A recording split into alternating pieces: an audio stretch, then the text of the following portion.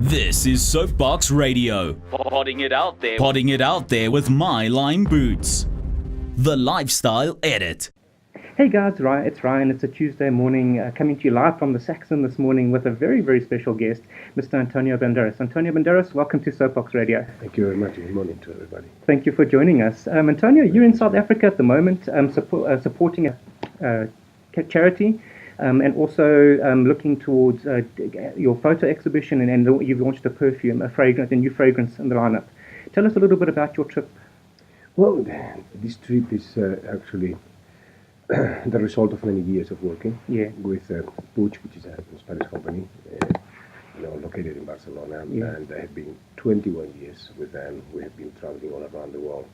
It's normal that celebrities, they put their names and they put their image to a product. Sure. Whatever it is, In my case, I put my name, my image, and a lot of work because I am involved in the whole entire procedure of making the whole product, and then in the promotion of it personally. And we go and we work for 5, 6, 7 days sometimes, doing what I'm doing right now with radio televisions, and at the same time we attach that with charities. It was contractual.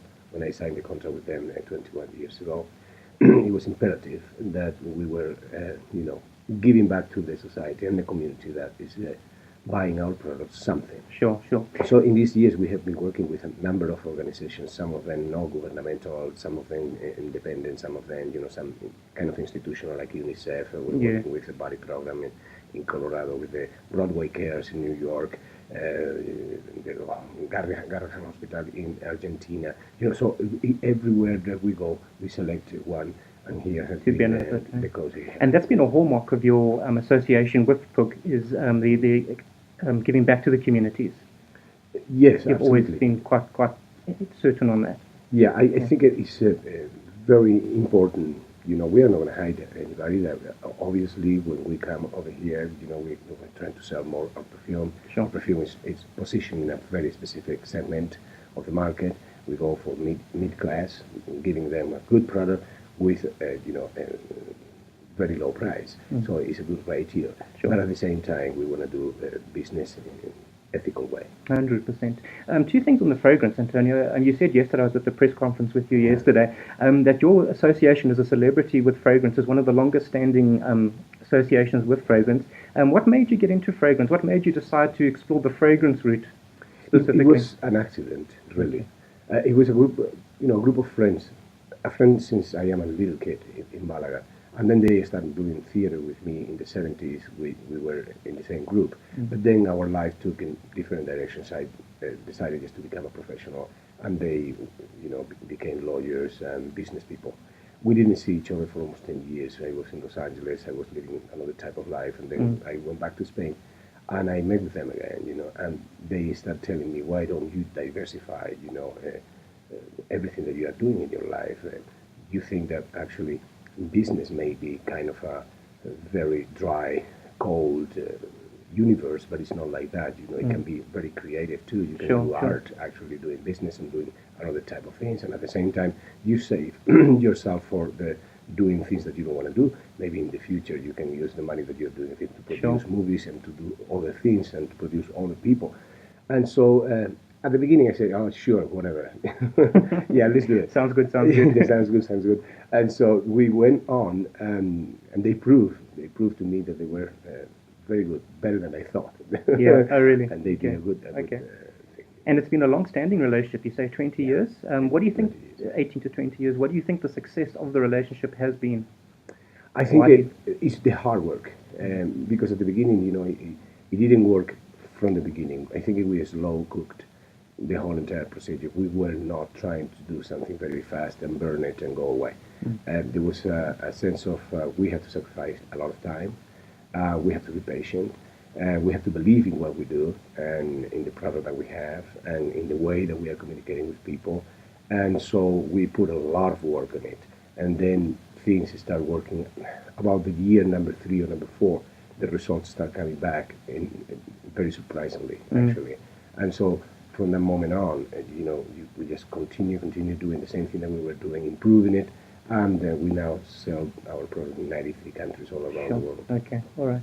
Antonio, you're also here to promote your photo exhibition, Women in Gold, which we got the chance to see the photos yesterday. A lovely collection of photos, by the way. I really enjoyed watching you engage with the audience around each photo. Tell me about the Women in Gold collection. Women in Gold collection is part of our the way that we actually promote. My team, they realized immediately 20 years ago that I didn't like just to go selling a perfume like I was a seller. Like a sales rep. Yeah. So basically they detected that there were some artistic side of me that were going off invisible that nobody knew about them, and one of them was photography, so why don't we do it that way? Let's do photography. We will provide you with a studio. You can do whatever you want. You ask for any element that you want, and then we do expositions.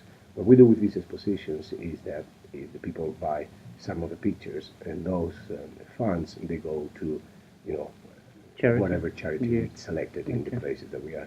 So that's what we're doing here. We have done this in New York, in Rio de Janeiro. We have done this in Moscow, in Buenos Aires, in Athens, in Madrid, all around the world, and it was fantastic. In the case of Rio de Janeiro, was our record. We sold, I think it was 7 pictures for $475,000 that went straight to the favela, program that they have in the city of Rio. Yeah. So you can do. I mean, we are not going to fix the world, obviously, but we can send a message. We can do something. Yeah. Okay. And women, photography, has that been a passion of yours for a while? Yes. For some time? Yes. And on amateur level, professional level? No, amateur. Okay. Even the pictures that I am exposing now, even if they are done in studios and they have, all the lighting and everything that a professional may have, I cannot consider myself a professional. It wouldn't be fair to say it's just amateur pictures. Yes. Now, I was reading when I was researching your collection that you enjoy doing the photography to try and understand the nature of women. Would you like to delve a little bit into that to understand? Unsuccessful. That was my next question. What did you learn? No, women they're a mystery. And that's the way they should be. Sure. Okay. Because part of the attraction that I feel for them is that mystery. So I am not trying to, reveal that. Yeah. No, I love women, but I love women in all the aspects. Make people think, oh, you love women, you love, tall, long legs, beautiful women with blue eyes. Yeah. No, I love my mom. I love of course. that type of women, fighters. I love my daughter too, and the innocence, and I want them to be independent and free. It's not loving women in the traditional way that a man may love women. No, the whole entire spectrum of what it's a more comprehensive concept of love and appreciation, I suppose. Eh? Yeah, I don't know. Yesterday during the press conference, I think something came up that was very interesting. Some woman made a question to me, and at the end the answer even surprised me. But it's true. I would love to see how a world ruled by women will work. I appreciated that point of yours yesterday. But not that women that we have seen, trying to imitate men, because that's the only way that a woman can progress, in politics, for example, or in the business world. No, a women with their femininity, with their female side, which I think is more sensitive than those of men. Okay. So in this process, what did you learn about yourself? Sorry? In this process, what did you learn about yourself? Oh, I don't know.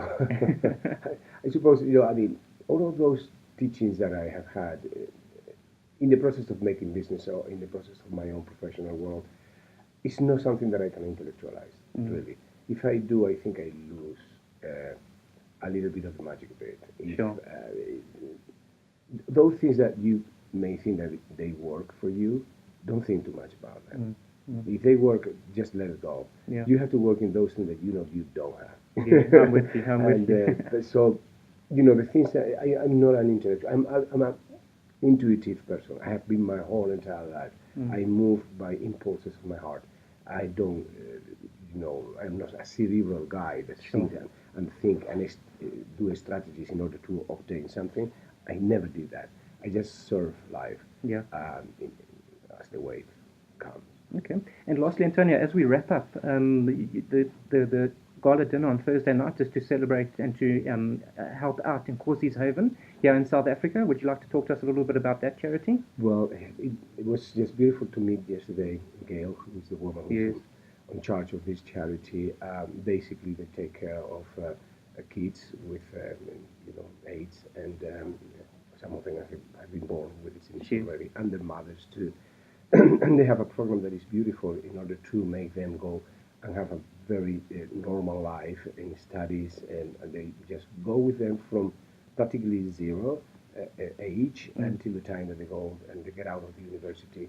So that was the charity that we selected in order to come over here. I'm very happy because meeting this woman, you can tell. I mean, I've met people like that in all of this process, as you I'm sure you have, yeah. And they have a very distinctive aura that is transcend even what they are doing. It becomes almost a poetic image of what human beings are all about.